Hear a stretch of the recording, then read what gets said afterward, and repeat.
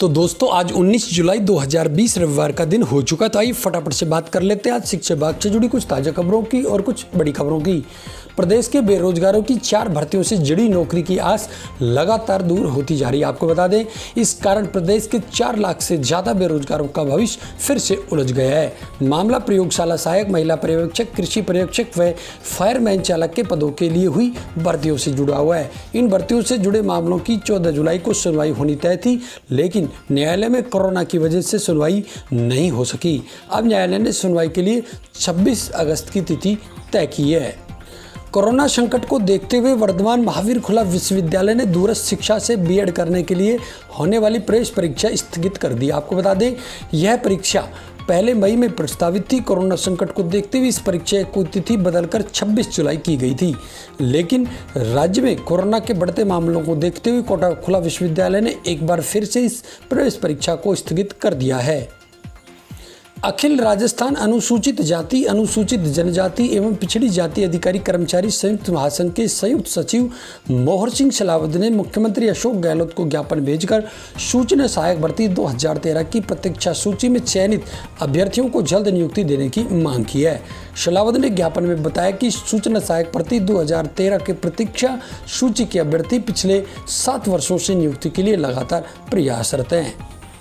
देश की 23 आईआईटी संस्थानों में दाखिले के लिए जेईई एडवांस 2020 परीक्षा इस वर्ष 27 सितंबर को आयोजित होगी, जबकि आईआईटी दिल्ली की ओर से इस प्रवेश परीक्षा के शेड्यूल को अधिकृत वेबसाइट पर अभी तक अपडेट नहीं किया गया है। वेबसाइट पर अभी तक जेईई एडवांस की पुरानी तारीख 17 मई दर्शाई जा रही है। इस संबंध में जेईई एडवांस 2020 पोर्टल के अधिकृत अधिकारी से संपर्क किया तो उन्होंने जवाब दिया कि हम पोर्टल को कितनी बार अपडेट करेंगे। एक अभिभावक ने पूछा कि हजारों विद्यार्थी अधिकृत वेबसाइट देखकर अपडेट होते, इस पर संशोधित सूचनाएं अपलोड क्यों नहीं की जा रही हैं। आरकेसीएल की ओर से जुलाई में आरएससीआईटी कंप्यूटर कोर्स में आवेदन करने वाले बोर्ड परीक्षार्थियों के लिए विशेष योजना की घोषणा की गई है। इस योजना के तहत 1001 आवेदकों की 25% से 100% तक कोर्स फीस आरकेसीएल द्वारा वहन की जाएगी। इसके लिए बोर्ड परीक्षा में शामिल विद्यार्थी अपना एक फोटो, आईडी कार्ड व बोर्ड परीक्षा का परमिशन लेटर शहर के कोठारी मार्केट में स्थित जयश्री कॉलेज डेगाना में अपना आवेदन कर सकते हैं। राजस्थान सरकार की फ्लैगशिप योजना के तहत दूसरे चरण में 167 ब्लॉक में खोले गए महात्मा गांधी राजकीय अंग्रेजी माध्यमिक विद्यालयों में प्रवेश प्रक्रिया 20 जुलाई से शुरू होगी। अंग्रेजी माध्यम के स्कूलों में प्रवेश की प्रक्रिया 20 जुलाई से शुरू होगी। आपको बता दें, आवेदन जमा कराने की अंतिम तिथि 30 जुलाई निर्धारित की गई है। मानव संसाधन विकास मंत्री डॉक्टर रमेश पोखरियाल निशंक ने कहा है कि कोविड-19 के दौर में भारत के स्कूलों और विश्वविद्यालयों ने ऑनलाइन एजुकेशन की चुनौती को बड़ी सहजता के साथ स्वीकार किया है। मार्च में लॉकडाउन के बाद भले ही शुरुआती दिक्कतें आई हो, लेकिन स्कूलों और कॉलेजों ने चुनौती को बखूबी स्वीकार किया है। अल्पसंख्यक छात्र छात्राओं के लिए छात्रवृत्ति आवेदन करने के लिए शिक्षण संस्थान का एनपीएस पोर्टल पर पंजीयन अनिवार्य है। अल्पसंख्यक पोस्ट मैट्रिक एवं मैट्रिक का मीन्स छात्रवृत्ति के अंतर्गत संस्थानों का वर्ष 2020-21 के लिए पंजीयन शुरू हो चुका। आपको बता दें, जिला अल्पसंख्यक कल्याण अधिकारी श्रीमती अनीता पूनिया लुनायच ने बताया कि जिन शिक्षण संस्थानों में अभी तक छात्रवृत्ति पोर्टल पर पंजीयन नहीं करवाया है अथवा पूर्व पंजीयन है किंतु केवाईसी फॉर्म अपडेट नहीं करवाए तो वे पोर्टल पर अपना पंजीयन अपडेशन सुनिश्चित करें।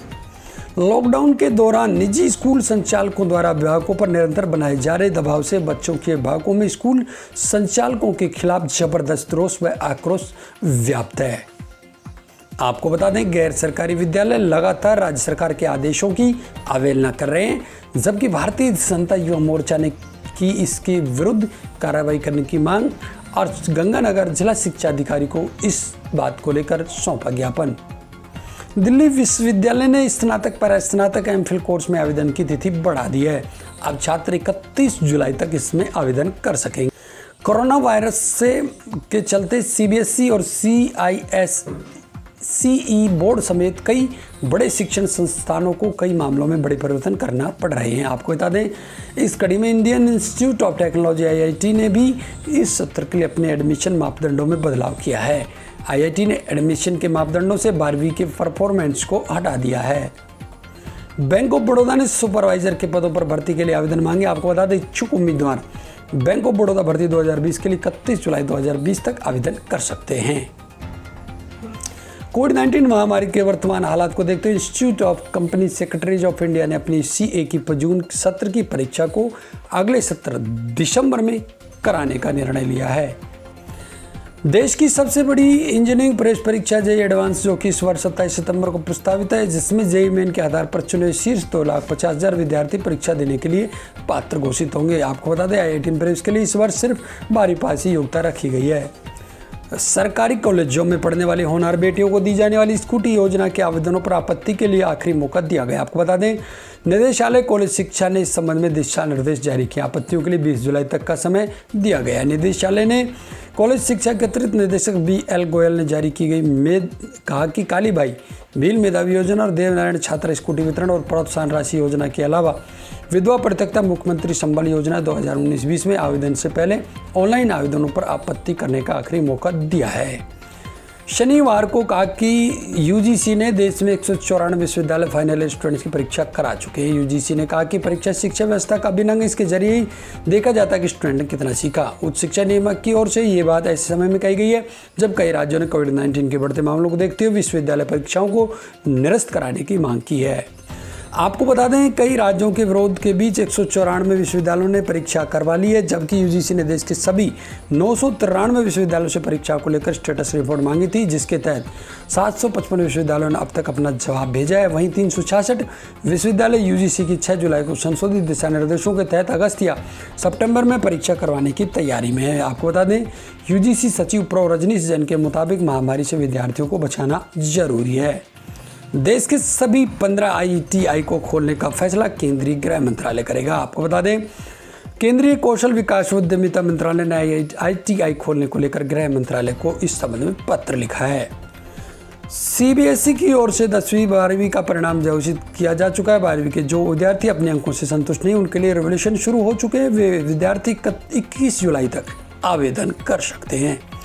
वर्तमान समय में लगभग विद्यालयों में सभी शिक्षा सेवा नहीं मानकर उसको व्यापार मानने लगे। आपको बता दें जहां लाभ लालच मानकर किया गया व्यापार में आप सफल नहीं हो सकते। शहर में ऐसा देखने को मिला कि बिना TC, अंक तालिका और अन्य विद्यालय में कुछ डॉक्यूमेंट के दिए बगैर प्रवेश दे दिया जाता है। शिक्षा विभाग डालतों में पात की ओर से इस प्रकार का रुख अपनाते हुए शिक्षा विभाग भी और बहुत सजग हो चुका है और अब बिना NOC लिए कोई अन्य विद्यालय प्रवेश लेता है तो इनके खिलाफ कार्रवाई की जाएगी।